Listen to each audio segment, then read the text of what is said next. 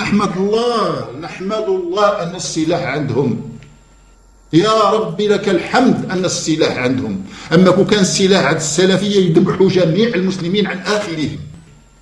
يا ربي لك الحمد أن السلاح عندهم. أما كون كان السلاح عند السلفية يذبحوا جميع المسلمين عن آخرهم.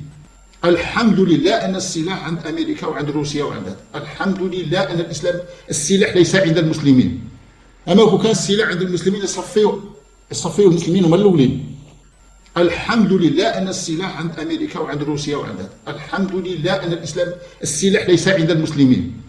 أما كون كان السلاح عند المسلمين يصفيوا المسلمين هما الأولين.